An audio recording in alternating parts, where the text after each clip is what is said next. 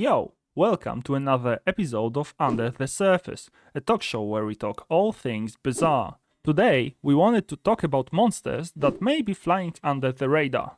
What if I told you that some of the bronze and silver monsters actually have pretty cool rewards? And with recent changes to XP distribution, it's even more worth to go and fight them. So without further ado, let's dive under the surface. Today, we thought to ourselves, how about we talk about underrated monsters? Perhaps there are a couple of them that you always, avoid and you never go there because you think to yourself, their rewards are not worth it, let's go for something different. And perhaps you're right, or perhaps you have been missing out. So today we want to bring up a couple of those that we personally enjoy, perhaps for the mechanics, or perhaps just because they are pleasant to fight. That's the main part about this game. You are supposed to have fun. Though, oh my god, yeah, like competitive games and fun, that doesn't merge. But yeah, I know that's unpopular opinion. That's very radical of me. That's what we are doing today. Would you like to start? Yeah, I'll start with a fan favorite, I would assume.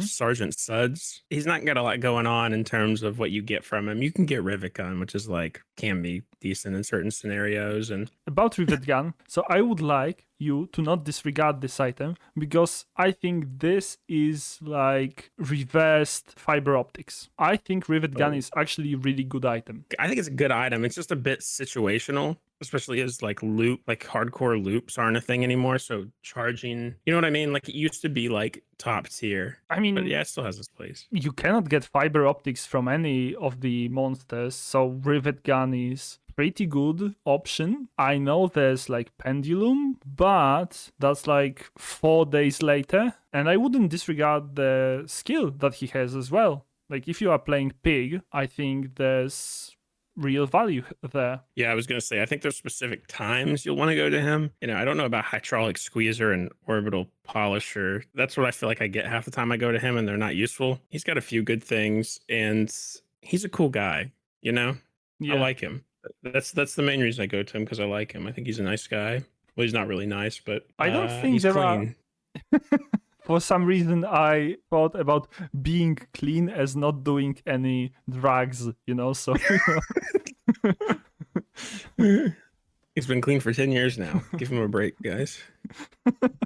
That's a sort of our point here. Like, we are not talking about universally good targets here, but like, if you are running a particular build, sometimes there are rewards which we could forget about, so that's why we are talking about all those things like Rivet Gun and Clean Storefront, which can add value to your items. Obviously, you are not going to always get those good rewards from going to monsters, but like that's true for all of the monsters. Yeah, it's definitely easy in this game to get like pigeonholed and go like to the same monster every hour, sort of, and totally ignore the rest. I definitely do it when I'm kind of on autopilot. So if I were to choose a monster that I enjoy fighting because of the rewards, it would be a Hexa. I am definitely a self-poison Mac player, though recent heal changes definitely made it go down a bit, but new changes to her loadout means that rapid injection system is a thing that you can get there. But I'm also a Burn Dooley aficionado,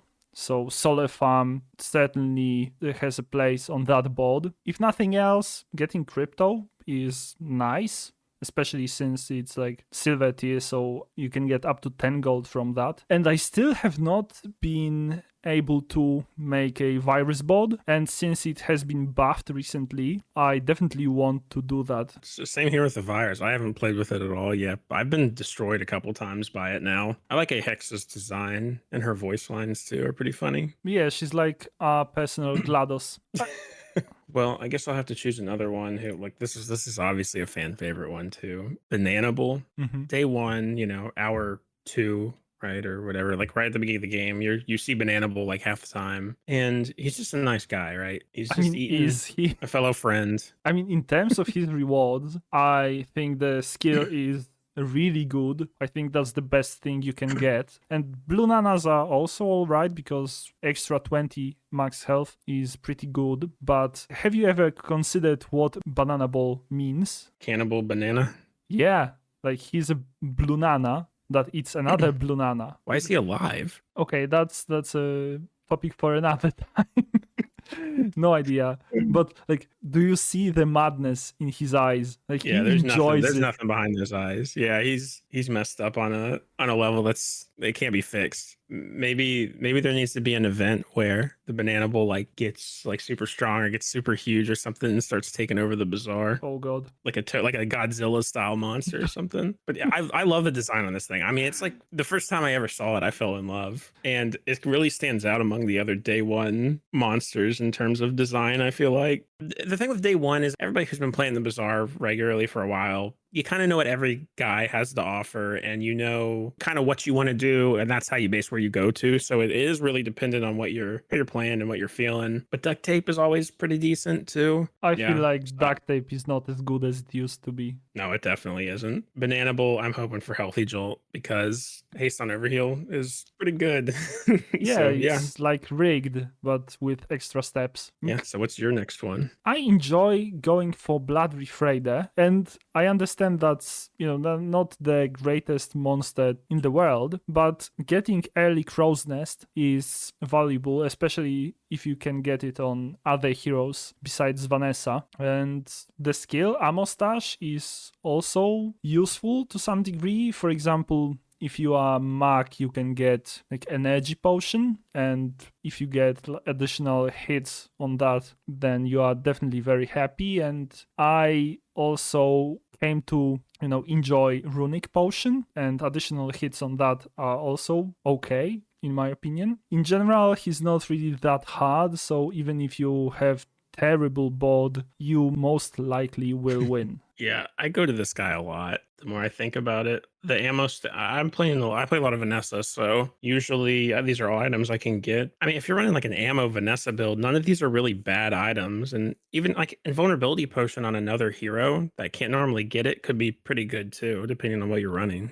As a transitional piece, definitely. Also, I think we should have talked about this at the very start, but yeah, new changes to XP distribution from monsters makes like going for those weaker monsters much more reasonable. Yeah, I don't know. It's a weird change. So it also makes Vial of Blood just generally better, right? True. Previously, going for the gold monster was like almost a given. Like if you were able to beat it, then that was a correct choice. But now I think targeting certain items or skills is much more rewarding. Guess I'll move on to my next guy. Yeah, which is really both of our, like you mentioned this guy too, the new hero ventriloquist. The design, top notch. I love it.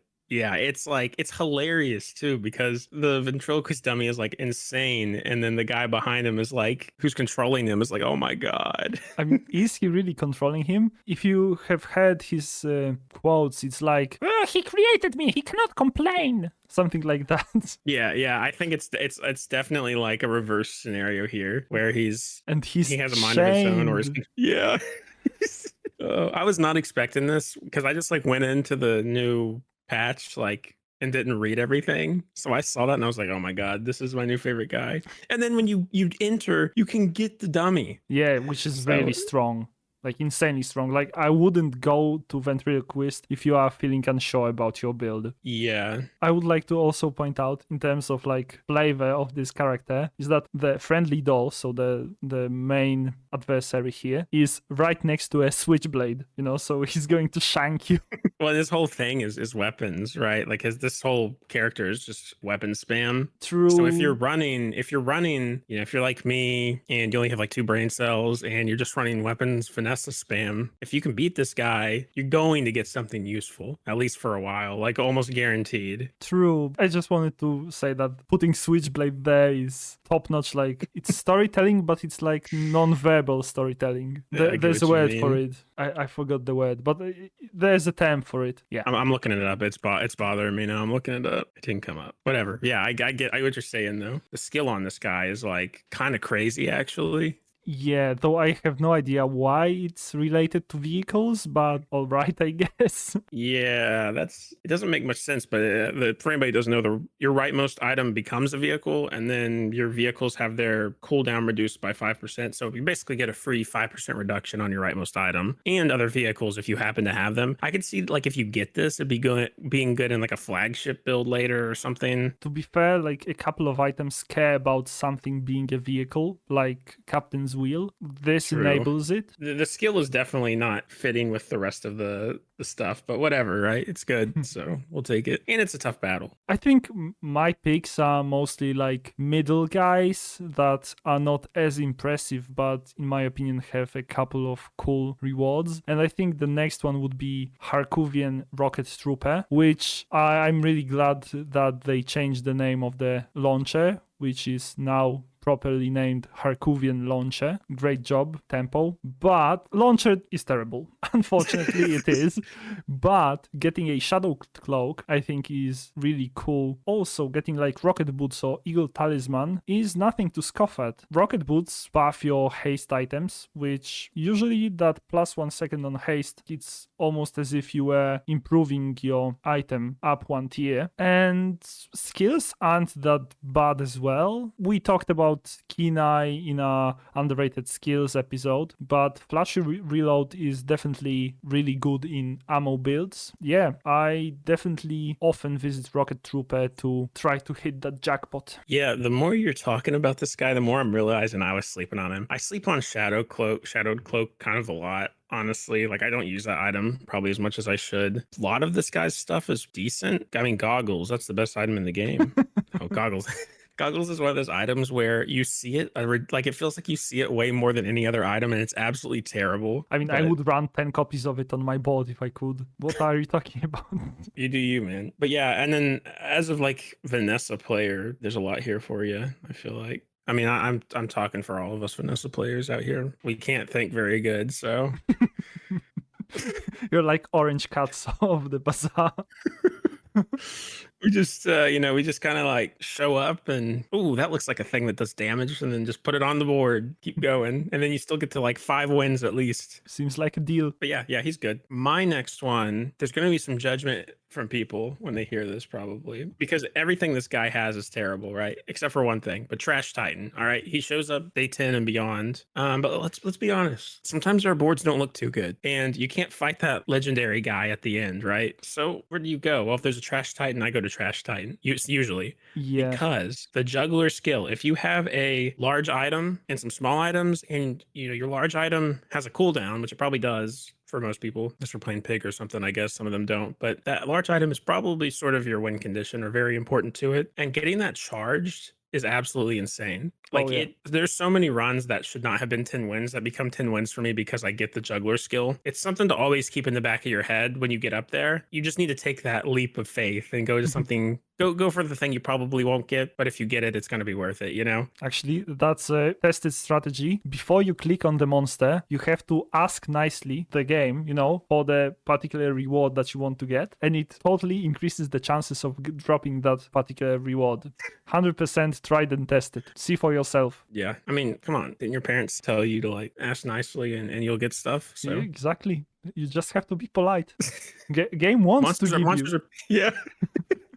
Monsters are people too. Oh my, that's actually crazy. Yeah, but yeah, but the rest of the trash. I mean, if you get literally anything else from him, unless you're playing like, dude, on day 10 too, I don't know, it's all garbage. It's actually all garbage. Catalyst is sort of usable, but it's mostly because you can change one item into another. But yeah, besides that, like it's all Titan trash. That's the. I mean, you shouldn't be surprised. That's his name, like literally. Yeah, that's true. Yeah. So, and when you get something bad, don't come complaining to me or anybody else because you gambled and you lost.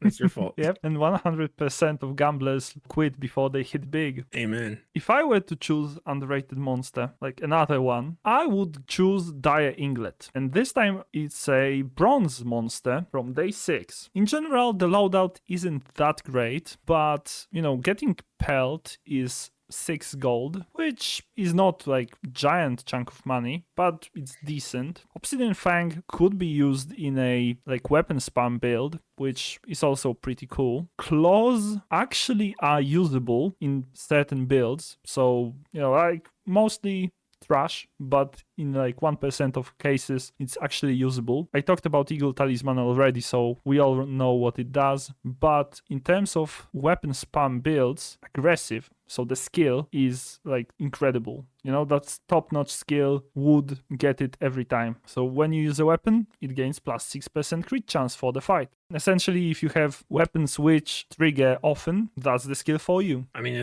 crit's always good, right? Yeah, I mean, it literally doubles your output. Unless you're running like Boulder or something, and the rest of your items just don't need crit. I think this is pretty nice. I mean, to be fair, having crit on your boulder, though aggressive doesn't really help with that, but yeah, having crit on your boulder is actually pretty useful, because if your opponent has literally one shield, your boulder doesn't kill them. Yeah, I've been sleeping on Dire England, I'm not gonna lie. Now that I'm looking at this, I mean, I go to him sometimes, but it's one of those scenarios where my board just sucks, and I'm like, whatever, I'll just fight this guy. I've been sleeping on a skill, but I feel like I always get like a claw when I go here. See, because you haven't been asking nicely. You are always, going there with this mindset of, this mob is trash, and so you get trash. Your mentality manifests proper rewards for that mentality. I mean, I've been pretty negative to this guy. So next, he's king of his own kingdom. I'm gonna show him a little bit of respect next time I fight him. I hope so. So my last enemy here is truly one of the greatest enemies in the game. It is Gorgon Noble. I'm sure everybody listening to this is like, she's not underrated or whatever. Because I mean, I feel like you want to go to her like she is so insta pick for me that it's like you see her on the screen, you just start clicking like before she even like as soon as she shows up, you just start clicking because she has one of the better skills in the game, Petrifying Gaze, which freezes all enemy items for 1 second the first time you fall below half health. Really strong. She has a Vial of Blood, which is now even stronger, as we've mentioned. She has a couple of poison items that are less good, but that could be good in certain Mac builds probably. Yeah. And like a trained spider, if you're running something poison, you could just get more poison on it, which is obviously good. The other big thing you would come here for potentially is the Clockwork Blades. They're gold, so they'll reduce your items cooldown by 3%, which is big. I mean, come on. Yeah, I mean, big is a big word, but that's like getting silver insect wing on all of your items, so that's definitely a bit of gold. And also it sells for how it's enchanted gold, so it's like 16, something like that. So it's decent chunk of change. Yeah, and then if you're running poison too, you can get more she has a skill that gives you more poison to your leftmost item, the freeze poison skill, which can be good. The other thing they added recently was the Temple Expedition, and she has one of the tickets, so that's just another reason to go to her. I think she's just so auto pick, and she's not that hard to fight. Though I lost to her at least once, maybe twice. It's not like you can win with a empty board, but even semi-competent board can, I think, pull this off. Yeah, respect the Gorgon Noble, and remember she always has an item. Yes. Yep. Respect women, okay. Even if they have snakes for hair. She can't help that. I mean, that's how she was born. Like that's life, We're getting philosophical on this one. We're getting really deep. I think we are. So I think that would be a great place to stop. Yeah, be respectful towards each other and towards monsters, and it will grant you rewards. You will be better off. That's the thing we are leaving with today. Thanks for watching. Tell us about your underrated monsters that you like to, fight, and what do you want to get from them, and in what context. What build are you running in that scenario? So yeah, that's it for today. As I said, leave a comment, but also leave a like and subscribe. We are gathering power. We are so much stronger. We are going to see each other on Thursday on Blake's channel. Thanks for watching again, and bye. See ya.